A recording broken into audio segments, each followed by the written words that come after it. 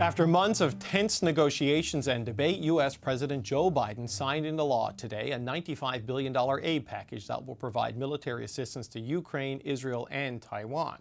But tucked inside that package is a provision that could lead to the banning of TikTok in the United States.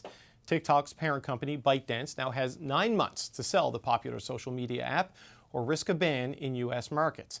TikTok's CEO said today that the company will be fighting the legislation in court. Make no mistake, this is a ban on TikTok and a ban on you and your voice. We aren't going anywhere. We are confident and we will keep fighting for your rights in the courts. The facts and the Constitution are on our side. Karim Bardisi has been following all of this. He's the executive director at the DAIS, a public policy think tank at Toronto Metropolitan University. Karim, it's good to see you again. Thanks for joining us. Thanks, David. So when we last spoke, this ban was being contemplated, but now U.S. President Joe Biden has signed legislation that really starts the clock. There's a 9-month timer on TikTok's parent company, ByteDance, to sell the app, and we've seen they plan to fight this in court. How do you see this playing out?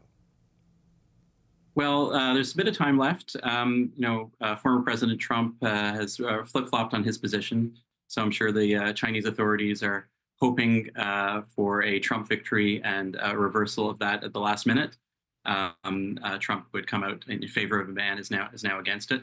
So I'm guessing they're preparing for that while simultaneously probably looking for a buyer, looking for all the alternatives for them to not get dragged into this potential for a ban. I'm sure, the real question is the Chinese government, which has a relationship, a controlling kind of relationship with these firms and the data that they have, are they willing to stomach a ban or not? And if not, then probably a compromise can still be reached. But otherwise, we'll see either a forced sale or a court proceeding on the same. So on the court action that's being, I don't know if I want to say threatened or promised, but the argument will apparently include the right to free expression, and free speech online. And with the legal challenges and the injunctions it plans to seek, how likely is it that we actually see a decision in this 9-month time frame? Do you think it could drag on well past that?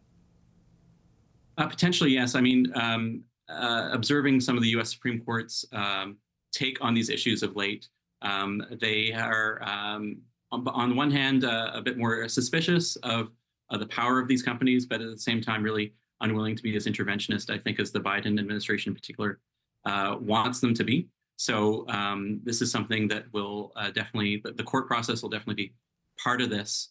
It really depends on whether there's an 11th hour resolution. But as you say, the train has now really left the station, and there's only so many options. It seems unlikely that it would drag on past the deadline. These are the kinds of things that are sufficiently large that they will need to be resolved before the deadline. Well, speaking of sufficiently large, you need very large bank accounts and very deep pockets if you want to buy something like TikTok. The valuation of tech companies is beyond my brain's ability to figure out, but how much is something like this worth? I mean, how practical would a sale even be? TikTok, and ByteDance, the parent, while it doesn't have the valuation of some of the largest companies in the world, has some assets that make it comparable to, that make it in the league of some of these largest companies in the world. An algorithm that is really more powerful than any social media algorithm we've seen. TikTok is referred to as a social media company, but it's really a broadcast company that's tailoring individual broadcasts to individual people. And they've got an incredibly powerful algorithm backed by a rich and growing set of data that is really the kind of assets that leads to the large valuation of some of these tech companies. So it's hard to say exactly where the evaluation will land, but it won't be cheap. Even in a situation of forced sale that would lower the value a little bit, these are still very rich assets. These are assets that are world leading. So it's interesting to see the change in the timeline. We mentioned 9 months, which moves it past the U.S. election. Originally, the ban was going to be put in place before the November election. So what do you think of this shift in timeline? And if China and ByteDance aren't happy with this, the potential of TikTok to play a role in U.S. politics this fall? Oh, and it's happening. It's happening in all kinds of ways. The Israel-Palestine conflict and the way it's playing out politically in the United States is being driven in part by what people are perceiving as being highlighted on TikTok. So there's that element. There's the potential use of these videos, these very powerful AI-generated tools that can then migrate onto TikTok and be part of the public conversation election. So this isn't the last of it. Even as this official process plays out through legislation, through litigation, potentially through the markets, it's also going to be playing out in a public fashion because TikTok is a player in this election campaign. You've got ByteDance, which owns TikTok, going up against the U.S. government, a powerful private sector commercial entity with Chinese connections going up against the U.S. government. You got 170 million Americans who are on that platform. You got 7 million American businesses that profit from that platform. Lots of Canadians do as well. I mean, what are the implications for people who make their living here and just use this? What are the implications for the end user here? So this is a very disruptive intervention that's being considered, but at the same time, it's important to remember one thing about technology, tech products, and the way that they relate to each other, and the way these companies relate to each other in particular.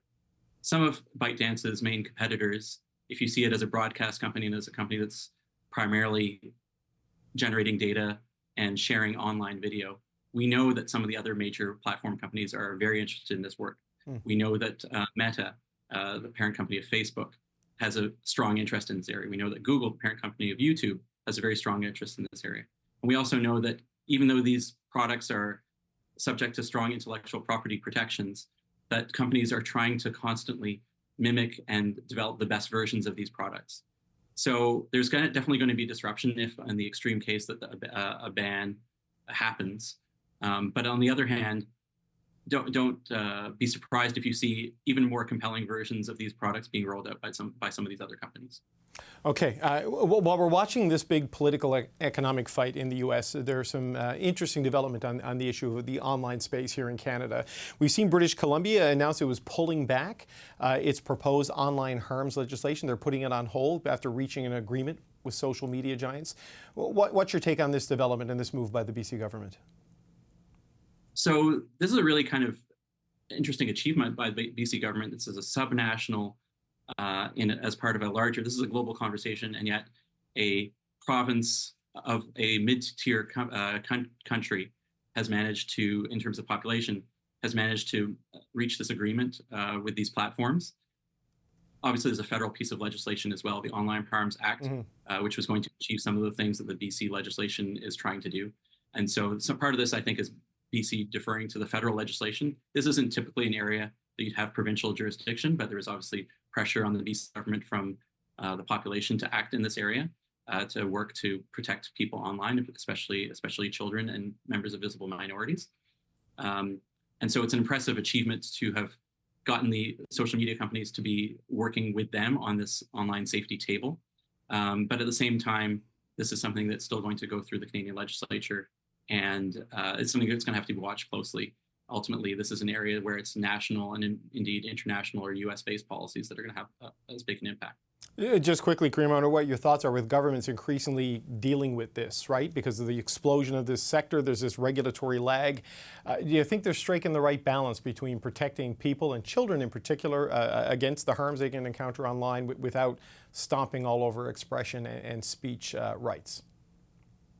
Yeah, so at the dais, we had quite a bit of input into what the Online Harms Act and giving some advice on that publicly, and been doing surveys that show that Canadians have an appetite for regulation. The appetite for regulation is growing over time, and that these companies that are the subject of the regulation are amongst the least trusted companies in Canada.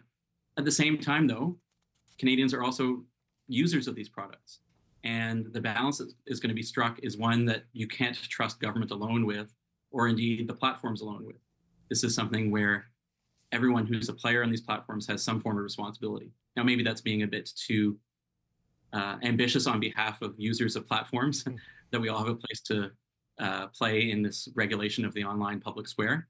But it is true that we all have a role, and that legislation can only go so far. Yeah. I think the use of the legislation that we're seeing is because you have this growing public appetite, and other tools as well. You know, we have lawsuits in Ontario with the 4 major Toronto school boards collectively suing the social media giants for the impact of this on children. We're seeing increasing research on the role of social media platforms in childhood and teenage development. And so it's that kind of stuff that is also part of this larger conversation, which is increasing the appetite for regulation. Kareem Bardisi, always appreciate the time. Thanks so much for joining me today.